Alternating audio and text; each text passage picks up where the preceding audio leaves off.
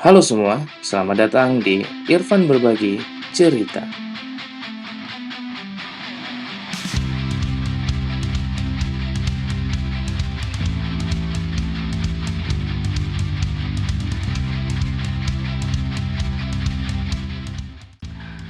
Lauka 2023 adalah event conference kolaborasi antara LibreOffice dan Ubuntu. Nah, acara ini sudah terselenggara pada tanggal 7 dan 8 Oktober 2023 berlokasi di kampus UNS di gedung FKIP. Acaranya sangat meriah, ramai, dan dari kacamata saya sebagai peserta, sukses besar, mantap! Nah, dikutip dari website lauka.id, tercatat ada 383 peserta. 51% dari peserta yaitu pelajar, jadi dari tingkat SMA, SMK, dan mahasiswa. Tercatat ada 45 pembicara dari berbagai negara. Sudah pasti mayoritas pembicara di acara kemarin itu dari Indonesia, tapi juga ada dari negara lain seperti Malaysia, Timur Leste, Taiwan, Jepang, Korea, India, dan Jerman. Materi yang diberikan juga sangat beragam, dari materi teknis, materi non-teknis, dan itu membuat saya bingung untuk masuk dan memilih kelas yang mana pada sesi kelas paralel. Mungkin di video ini saya nggak akan bisa menceritakan keseluruhan materi atau kelas yang ada, jadi saya akan coba ceritakan materi-materi yang kelasnya saya ikuti. Pada acara kemarin ada momen yang membuat saya rindu akan sekolah, yaitu momen menyanyikan lagu Indonesia Raya secara bersama-sama. Hormat. Indonesia tanah airku, tanah tumpah darahku, di sanalah aku berdiri, jadi pandu ibuku. Indonesia kebangsaanku, bangsa dan tanah airku, marilah kita bersatu, Indonesia bersatu. Alhamdulillah, saya bisa hadir di acara tersebut, bertemu kawan-kawan lama, bertemu kawan-kawan sosial media yang baru pertama kali bertemu di situ secara tatap muka. Kemudian, ya pastinya menemukan teman-teman baru. Nah, nggak disangka-sangka nih, saya di sana bertemu dengan Mas Setia Budi. Beliau adalah seorang YouTuber, pemilik dari channel Indonesia Belajar.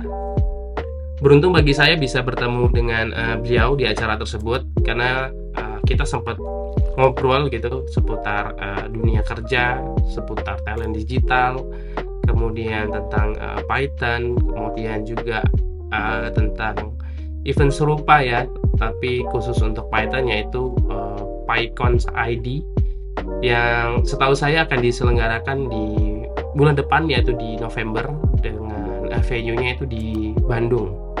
Ya, semoga acaranya bisa berjalan dengan baik. Dari banyaknya agenda yang ada di acara Lauka kemarin, yaitu 2 hari pelaksanaan acaranya.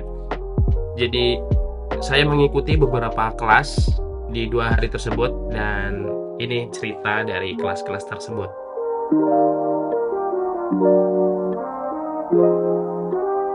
Oke, kelas pertama saya ikut kelasnya Mas Sandy Aditya Suryana dengan judul Build Your Own Custom Mechanical Keyboard in Ubuntu. Nah, di sana Mas Sandy memberikan tutorial bagaimana cara membuat mechanical keyboard dari awal sampai akhir gitu ya. Nah, tapi saya hadir di pertengahan sesi kelas. Nah, di sana waktu itu sedang praktek membuat rancangan PCB keyboardnya gitu ya. Karena saya nggak terlalu paham tentang perancangan PCB-nya, dan ruangannya juga panas, AC-nya mati. Akhirnya saya memutuskan untuk pindah kelas. Selanjutnya saya pindah ke kelas Sekolah OpenStack on ARM Ubuntu. Nah, dengan pembicaranya yaitu Mas Aji Arya. Karena saya pindah nih dari kelas yang Mas Hendy, Mechanical Keyboard, lalu pindah ke kelasnya Mas Arya. Nah, sampai di sana sudah masuk ke sesi tanya jawab. Yang saya ingat di sesi tanya jawabnya, ada salah satu peserta bertanya kira-kira seperti ini. Apakah ARM dapat menggantikan server yang sudah ada? Jawaban yang saya ingat seperti ini.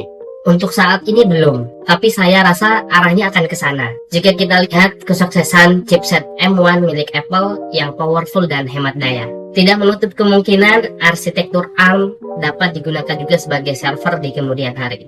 Nah, jadi tanya jawab yang mereka lakukan itu dalam bahasa Inggris ya. Nah, kira-kira seperti itu kalau diterjemahkan dalam bahasa Indonesia. Tapi mohon koreksinya jika saya salah dan saya salah tangkap. Mungkin teman-teman yang ikut di kelas tersebut atau areanya sendiri bisa koreksi dan tulis di kolom komentar.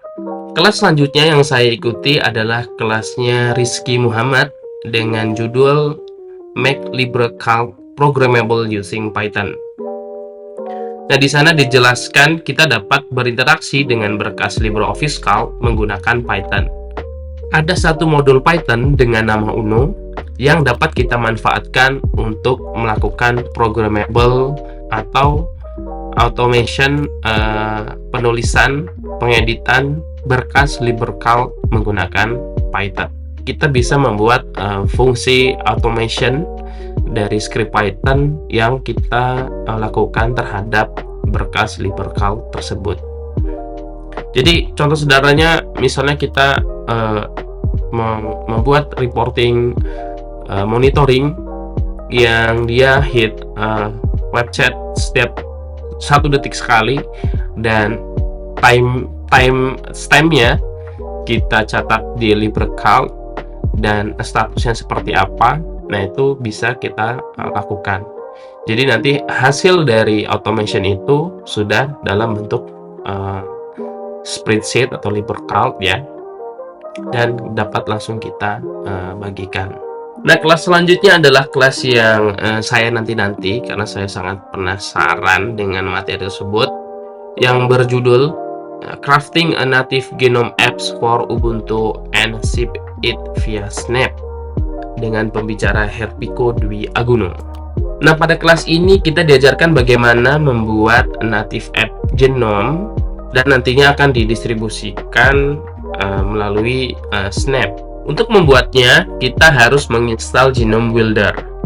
Di sini ada yang udah pernah coba? Saya pribadi belum pernah coba juga, makanya saya penasaran. Ya, Genome Builder adalah IDE yang digunakan untuk membuat aplikasi native genome. Nah, jika kalian seorang programmer, mungkin IDE sesuatu hal yang familiar pastinya, layaknya PyCharm, PHP Storm, kemudian Android Studio, Xcode, dan lain-lain. Saat memulai project di Genome Builder, kita dapat memilih bahasa pemrograman yang mungkin lebih kita kuasai. Nah, apa saja bahasa pemrograman yang disupport oleh Genome Builder? Ada Python, C++, Rust, JavaScript, dan Vala. Nah, itu tadi beberapa cerita materi yang saya ikuti di sesi hari pertama